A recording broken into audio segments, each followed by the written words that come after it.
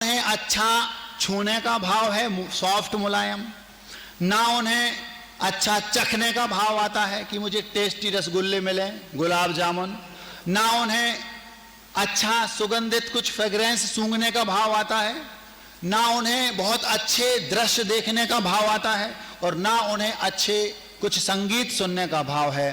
पांचों इंद्रियों के विषयों की आशा के से वो रहित हैं। पांचों इंद्रियों को जिन्होंने जीत लिया है वे गुरु के बाहरी लक्षण हैं। हमें दिख रहा है भी, कभी गाना नहीं सुनते, कभी फिल्म नहीं देखते, कभी अच्छा खाने का भाव नहीं है, कभी अच्छा सूंघने का नहीं, तो ये हो गई एक बात। विषयाशा वशाती तो निरारंभो, आरंभ कहलाता है। उसी ग्रंथ में उन्हीं आचार्य महाराज ने लिखा, सेवा कृषि वाणिज्य प्रमुख आरंभ तो व्यापार मति। आरंभ मतलब ये नहीं कि कुछ भी आप शुरू कर दिया वो आरंभ है। मुख्य आरंभ है सेवा, कृषि और वाणिज्य। सेवा मतलब सर्विस, नौकरी, जॉब, कृषि मतलब खेती, और वाणिज्य मतलब व्यापार। ना वे गुरु कहीं सर्विस नौकरी कर रहे होंगे, ना वे खेती पशुपालन आदि कर रहे होंगे, और ना व्यापार व्यवसाय कर रहे होंगे। ये दूसरी शर्त है। पांचों इंद्रियों के आशा से रहित हैं, पांचों इंद्रियों को जीत लिया। पहला लक्षण बाहरी लक्षण है ये। और दूसरा, कोई भी विषयाशा वसाती तो निरारंभ हो, आरंभ से रहित मतलब सोर्स ऑफ इनकम, ना खेती ना व्यापार ना वाणिज्य। अगर कुछ भी कर रहा है वो तो वो गुरु नहीं। दो हो गए। और तीसरा अपरिग्रह, गात्र मात्र परिग्रह है। शरीर ही उनका अभी बाहरी परिग्रह है, बस उस पर एक धागा भी नहीं, पिछी कमंडल बस। ये बाहरी लक्षण हैं गुरु के, जिसमें ये तीन चीजें दिख जाएं और ज्ञान ध्यान तपो रखता। जब या तो स्वाध्याय करेंगे या स्वाध्याय सुनाएंगे, मतलब प्रवचन देंगे या स्वाध्याय करेंगे, और या फिर ध्यान में बैठे, दो ही काम करेंगे दिन भर। 24 घंटे उनके पास जब भी चले जाओ वे केवल मात्र ज्ञान ध्यान में नील रहेंगे। ये चार चीजें जहां दिख जाएं वो बाहरी लक्षण हैं। जिनमें ये चार चीजें दिखें वो गुरु हैं ऐसा नहीं, लेकिन जो जो गुरु होंगे उनमें ये चार चीजें तो होंगी। पांचों इंद्रियों के विषयों से रहित, आरंभ परिग्रह से रहित, ज्ञान ध्यान में लीन। वो लक्षण घटित होता है तो केवल मात्र न्यूज नेकेड वेयर दिगंबर मुद्रा में। इसका मतलब क्या हुआ? बाहरी वेश क्या है, ड्रेस क्या है? ये जो भगवान महावीर स्वामी ने, जो इस सदी के महानतम दिगंबर आचार्य गुरुदेव विद्यासागर जी ने जिस वेश को धारण किया, ये धर्म गुरु का बाहरी चिन्ह है। महाराज ये तो आपने हमें बाहरी चिन्ह बता दिया। अब जब भी हम गुरु बनाएंगे तो ये चार चीजें उसमें हो। हम नहीं कह रहे, भगवान महावीर ने कही, समंत भद्द आचार्य ने 2000 वर्ष पहले गाथा लिख दी बाहरी चिन्ह की, हमने आपके सामने रख दिया।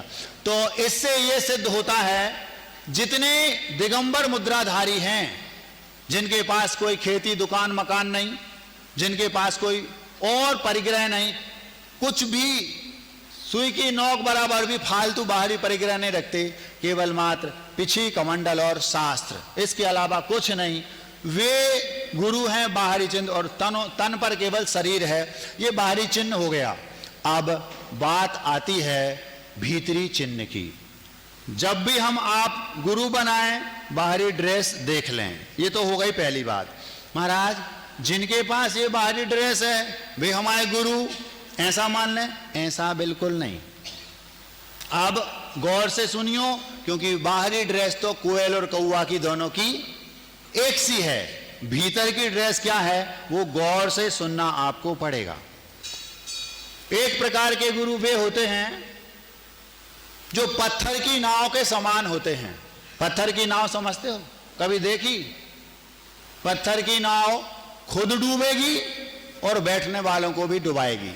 ये तीनों जो हम आगे आपको बताने वाले हैं, ये केवल उनकी चर्चा है जिनकी बाहरी ड्रेस विषयाशा वशाती तो निरारंभ परिग्रह है। अब हमें बाहरी ड्रेस के बाद इनमें वो चीज कौन सी चाहिए, वो होना चाहिए, उस पर आज की चर्चा हो रही है। आप लोग गौर से सुनेंगे। आप लोग बाहर हिलते हैं तो हमारा दिमाग यहां भीतर हिलता है, एकदम स्टैच्यू की भांति सामने बैठ जाओ, फिर देखो क्या मजा आता है आपको। जो गुरु ने भरा है वो ही निकलेगा।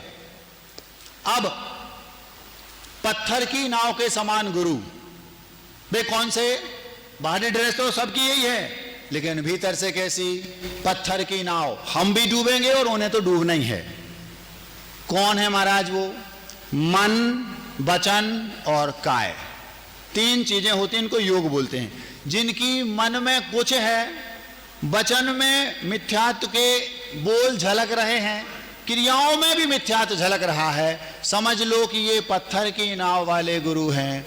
इनको खुद डूबना है, जितने लोग इनको गुरु बनाएंगे उनको डूबना है। कैसे महाराज? वचन से मान लो बोल रहे हैं, भैया ये धागा बांध लो, तुम्हारी मनोकामना गारंटी से पूरी हो जाएगी। एक सांतिया भगवान के सामने रख दो, तुम्हारे बहू के बच्चे हो जाएंगे। एक छत्र भगवान के सामने चढ़ा दो, तुम्हारी दुकान चलने लगेगी। एक अंगूठी ले जाओ, ये हमने मंत्रित कर दी, पहन लो, तुम्हारा काम हो जाएगा। और एक कलसी भगवान के सामने स्थापित कर दो, तुम्हारी हर मनोकामना गारंटी से पूरी। ये जो वचन है, ये वचन बता रहे हैं कि जो वचन बोलने वाला है अभी उसका स्वयं का कॉन्सेप्ट भी क्लियर नहीं है। वचन से मिथ्यात्व की बू आ रही है, समझ लो ये अभी बाहर से बस बेस है, भीतर नाम किसी का नहीं लेना।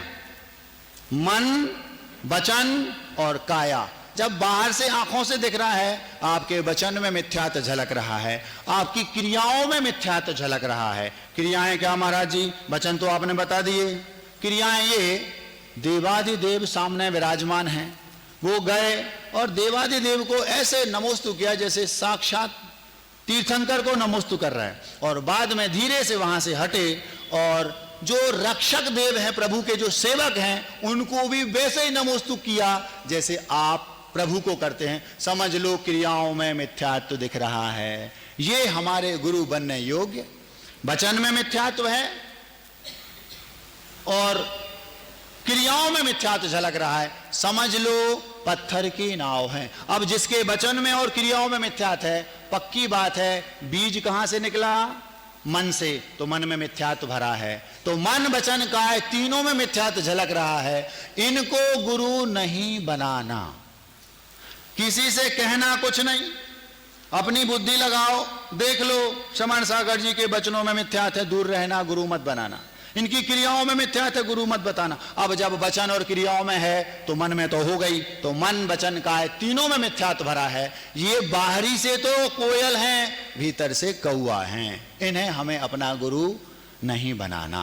ड्रेस एक सी है, ये पत्थर की नाव। चंबल के पास की एक बात है, कोई इसी ड्रेस वाले होंगे और एक महिला हमारे पास आई अपने पुत्र को लेकर, महाराज 35 साल का हो गया है। हम उनके पास गए थे, उन्होंने कहा 11,000 में अनुष्ठान करना पड़ेगा, तुम्हारी बिटिया बेटे का विवाह हो जाएगा। महाराज 1 साल हो गया, नहीं हो गया, कोई आप बता दो, भले 21 लग जाएं। सुन रहे? भले 21 लग जाएं। हमने कहा तुम रॉन्ग नंबर तुमने डायल कर दिया, यहां से खिसक जाओ, अभी तुम्हें पता ही नहीं सच्चाई क्या है। तो वो जो चंबल में जो बैठे होंगे, जो भी हों, तुरंत समझ लो ये इनकी क्रियाओं में, मन, वचन, काय में अभी इनके स्वयं के कॉन्सेप्ट क्लियर नहीं हैं। सागर की बात है, आज से लगभग 25 साल पहले एक गुरु आए, एक सज्जन, उसने उन्हें अपना गुरु बना लिया। ज्यादा उन्होंने उसको लाड़ प्यार दिया होगा, उसके साथ चला गया। 10, 11, 15 लाख में अपना पूरा कारोबार बेच बाँच के, उस समय 15 लाख की वैल्यू थी, अब तो 15 करोड़ की वैल्यू नहीं है। वो उनके साथ चल दिया और 2-2.5 साल बाद ठगा सा वापस आ गया। अगर ऐसों को गुरु बना लोगे तो ठगे जाओगे, बर्बाद हो जाओगे। वो बेचारा वापस आया, भैया हम ठगे गए। उस समय सोचना था, कोई बात नहीं, जब जागे तभी सवेरा। फिर सच्चे गुरु से मिला और दुकान नए सिरे से शुरू की। तो ये वो गुरु हैं जो पत्थर की नाव के जैसे हैं। जो इनको गुरु बनाएगा वो कौन? महाराज कौन की बात नहीं कर रहा है, तुम्हारे पास अपनी अकल नहीं है घर की, अपनी अकल का प्रयोग करो। अगर ये क्रियाएं मुझ में दिखें, मुझे भी अपना गुरु नहीं बनाना।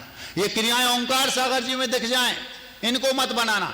व्यक्ति विशेष की बात नहीं हो रही, यहां तो वो हो रही, ये है हमारी सूत्र, जो इसमें बैठे वो हमारा गुरु। समझ में आ रहा? तो मन, वचन और काय की क्रियाओं में मिथ्यात्व झलक रहा है। ये बाहर से ड्रेस होते हुए भी हमारे गुरु के योग्यता बनने की नहीं रखते। इन्हें गुरु तुम्हारा जी फिर बेइज्जती करें, बेइज्जती नहीं करना तो क्या करना? निंदा, निंदा भी नहीं करना। सामर्थ्य हो तो एकांत में अकेले में विनय पूर्वक समझाना, मान गए तो ठीक, नहीं तो धीरे से शिथिलाचार का पोषण भी नहीं करना। धीरे से अपना रास्ता अलग, तुम्हारा अलग। वो बोलते ना, ये आता ना इसमें कि अगर मान लो कोई ऐसा है, माध्यस्थ भावम विपरीत वृत्त, बस माध्यस्थ हो जाओ, सामर्थ्य हो तो एकांत में दरवाजा बंद करके अकेले में समझाओ, महाराज क्या कर रहे ये क्या आपने, लगता है समझ सकते हैं तो ठीक, उनके गुरु से बात करो, माने तो ठीक, न कन्नी काट लो, एक साइड हो जाओ। अपमान नहीं करना, निंदा भी नहीं करना, गुरु मत बनाना, नहीं तो तुम डूब जाओगे, वे तो डूब ही रहे। समझ में आ गया? ये पहले प्रकार के, इनको हम अपनी भाषा में बोलते हैं, अथवा यूं कहें कि ओंकार सागर जी की भाषा में बोलते हैं, ये बुझे हुए दीपक हैं। दीपक तो हैं लेकिन तेल समाप्त है, बात ही नहीं है। ये ना स्वयं प्रकाशित होंगे और ना जगत को प्रकाशित करेंगे। ये पहले प्रकार के हैं। बाहर से तो जो हम और प्रकार बता रहे हैं, सबकी ड्रेस यही है। जिसकी बाहर की ड्रेस ये नहीं, उसको तो बनाने का सवाल ही नहीं है। जिसकी बाहरी ड्रेस ये है, विषयाशा वसाती तो निरारंभ परिग्रह, भीतर क्या चाहिए उसकी बात चल रही। तो भीतर में पहले प्रकार के कौन? पत्थर की नाव, खुद डूबेंगे तुम्हें डुबाएंगे, इनसे बच के रहना, इन्हें कभी अपना गुरु नहीं बताना। दूसरे प्रकार के वे हैं जो पुल के समान हैं। पुल समझते हो? स्विमिंग पूल नहीं। बच्चे खुश होने लगे, महाराज जी अभी हम लोग गए थे, पास में एक किसी अपने ही समाज के व्यक्ति गए, फ्री में स्विमिंग पूल में नहाते, महाराज जी 200 लगते, नहीं तो कहीं और जाओ। तो वो स्विमिंग पूल नहीं। पुल मतलब जिस पुल से नदी पे पुल बना हो, लोग उसको पार करते हैं। जे ऐसे गुरु हैं, ड्रेस यही है लेकिन पुल के समान है, दुनिया तो इनके कारण पार हो जाएगी, ये वहीं के वहीं। समझ में आ गया? पुल लाखों करोड़ों लोगों को हजारों वर्षों से पार करा रहा है, लेकिन वो वहीं का वहीं है। ये ऐसे गुरु जो दुनिया को तो पार करा देंगे लेकिन खुद वहीं के वहीं। महाराज ये कौन से हैं? इनकी परिभाषा सुनो। मन, वचन और काय। वचन में तो एकदम लच्छेदार, कौवा होता ना, कौवा कोयलों के बीच में चला जाए, कोयल बोलती है कू कू, कौवा बोलता काव काव, तो उस कौवे ने क्या किया? कोयल की भाषा सीख ली। अब वो भी कह रहा कुहू कू और ये भी कह रहा कुहू कू, कलर तो एक सा है ही। तो फिर कैसे पकड़ेंगे महाराज? फिर हम चेष्टाओं से पकड़ लेंगे। मुंह से बोल रहे हैं। अष्टपाहर में एक गाथा आती है, उसमें अभव्य सेन का नाम आता है। भव्य सेन नाम के मुनिराज थे, पुरानी बात है, कुंद कुंद स्वामी के समय की। उन्हीं कुंद कुंद स्वामी ने ये लिखा, उसमें लिखा कि वो शिष्यों को उपदेश देते थे, पानी में जीव होते हैं, घास एक इंद्रिय जीव है, और स्वयं घास पर चलते थे। वचनों में तो ज्ञान जो लिखा है वही है, लेकिन श्रद्धा ने ऐसे होते पानी में जीव लिखा है, ऐसे घास में कोई जीव होता क्या? तो शिष्यों को क्या पढ़ा रहा है? घास में जीव होते हैं, पानी में जीव होते हैं, ये पढ़ा रहा है, लेकिन ज्ञान तो है, श्रद्धा नहीं। 11 अंग तक का ज्ञान एक मिथ्या दृष्टि को हो सकता है, लेकिन उसको श्रद्धा नहीं है। शिष्यों को मुंह से पढ़ा रहा क्या? प्रवचन लच्छेदार, लेकिन भीतर से कॉन्सेप्ट उसका क्लियर अभी नहीं है। श्रद्धा मन में मिथ्यात्व भरा है। क्रियाओं में भी गए तो चलने के लिए गए तो घास पे चल रहा है। शिष्य ने पूछा, गुरुजी आपने तो बोला था कि घास में जीव होते हैं, अहिंसा का पालन करना, तो घास पर नहीं चलना चाहिए। अरे पगले, ऐसे होते क्या जीव? लिखा है। एक क्षुल्लक ने परीक्षा लेने हेतु आया, और आपने वो कहानी सुनी होगी, क्योंकि आपके यहाँ की घड़ी तेज चलती, इसलिए हम बीच में घुसना नहीं चाहते। फिर भी उसने कमंडल सुखा दिया ओना भव्य सेन का। उन्होंने जल भरा कहाँ? नदी का, उसमें से ऐसी भर लिया और अपने से शुद्धि कर ली। समझ गए कि इनको शब्दों में तो इनके जिनवाणी है, लेकिन अंतरंग में और क्रियाओं में नहीं है। तो वचन में तो है, लेकिन मन में और क्रियाओं में नहीं है। जी एक हो गए। अब सेन वाले जैसे ही आपको दिख जाए क्रियाएं विपरीत हैं, बिल्कुल दूर हो जाना। वचन भले अच्छे हैं, आवाज कोयलों की सीख ली, लेकिन चेष्टाएं कौए की हैं, समझ लो कि अभी गड़बड़ है। रंग दोनों का एक सा है। अब एक उदाहरण दे दिया अभव्य सेन का। एक दूसरा उदाहरण आता है, एक पंडित जी थे, ये किसकी बात कर रहे हैं हम? पुल जैसे, पत्थर की नाव जैसे को तो बनाने नहीं गुरु, दूसरे जो पुल के समान हैं, इनको अगर तुमने गलती से बना भी लिया, मान लो, तो बना लोगे तुम तो पार हो जाओगे। मान लो आपने उनके प्रवचन सुने, चल दिए, अभी दिन भर क्या करते तुम्हें कोई मतलब नहीं, तो उनके प्रवचन सुन के आप अपने सारे कॉन्सेप्ट क्लियर कर लोगे, लेकिन उन्हें स्वयं श्रद्धा नहीं है, तो तुम तो पार हो जाओगे। वे वहीं के वहीं पुल के समान, लाखों वाहन यहां से वहां से वहां हो रहे हैं, लेकिन वे जहां थे वहीं हैं। धम्मम भोग निमित्तम ना तू कम्मक्षय निमित्तम। वचनों में भी जल्लच्छेदार प्रवचन और क्रियाएं भी ऐसी के घानी में पेल दो तो चूना करें बाहरी, लेकिन मन में कॉन्सेप्ट क्लियर नहीं है। श्रद्धान क्या है? सत्ते दी पत्ते दी रोचे दी पुणो विफासे दी धम्मम भोग निमित्तम ना तू कम्मक्षय निमित्तम। उनका उद्देश्य क्या है? मैं इस दिगंबरत्व का निरतिचार पालन करूंगा तो मुझे भोग मिलेंगे। धम्मम धर्म कर रहा है भोग के निमित्त से। ये कौन से गुरु हैं? ये पुल के समान हैं, प्रवचन देंगे लच्छेदार, आपके कॉन्सेप्ट क्लियर हो जाएंगे। क्रियाएं भी उनकी बाहर से देखोगे तो आप उनको गुरु बना लेंगे, लेकिन उनके अंदर से कॉन्सेप्ट क्लियर नहीं है। महाराज पहचान कैसे करें? उनकी क्रियाएं भी अच्छी हैं और वचन भी अच्छे हैं। अगर आपको कौवा और कोयल में पहचान करनी है तो आवाज से पहचान लो। महाराज आवाज कोयलों की सीख ली, कौवा ने यूट्यूब पे ऐसे लगता जैसे कोयल बोल रही हो, तो फिर कुछ दिन साथ में रहो। वास्तविकता तो किसी ना किसी खिड़की से झांक ही लेती है।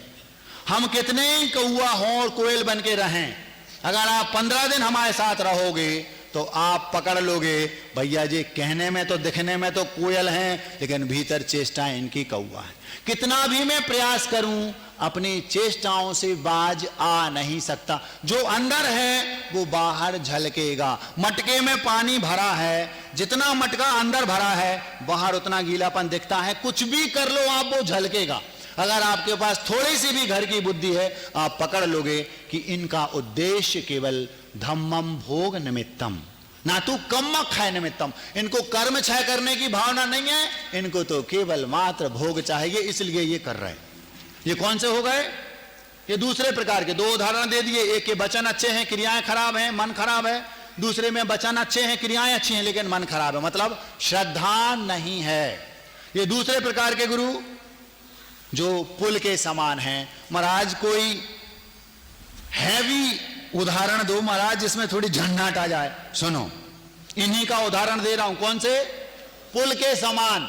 ये वे हैं, हमारे ओंकार सागर जी ने हमें 5-6 दिन पहले बताई थी, तो हमने कहा इसको अपन रख देते हैं। जो कच्चा रॉ मटेरियल हमें ये देते हैं, अपन तो उसमें ऊपर से लेबल लगा के बूढ़ी घोड़ी लाल लगाम, समझ गए, परोस देते हैं।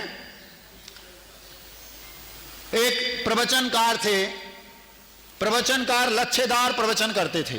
क्रियाएं भी बिल्कुल ऐसी कि ऐसे लगता था कि जैसे बिल्कुल अगर ध्यान में बैठे हैं तो अगर थोड़ी देर और बैठे गए तो केवल ज्ञान हो जाएगा, कपड़ा पहने पहने।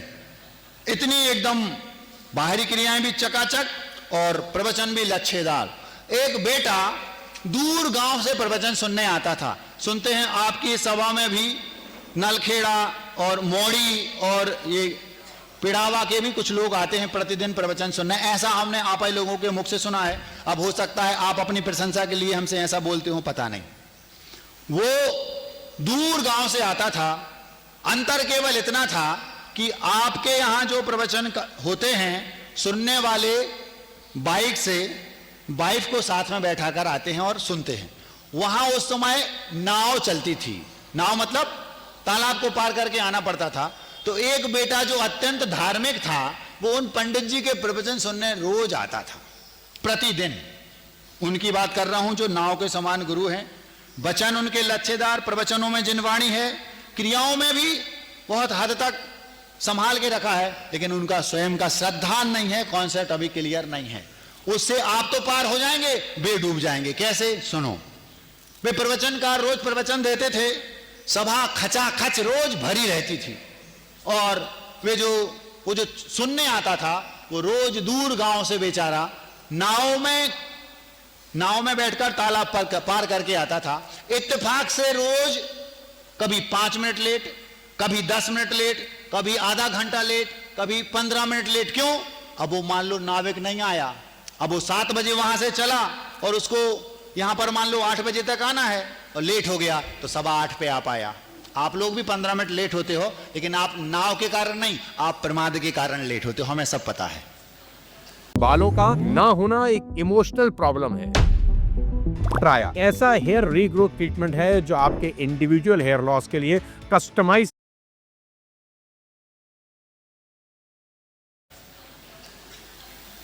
वो लेकिन प्रमादी नहीं था, उसको पता था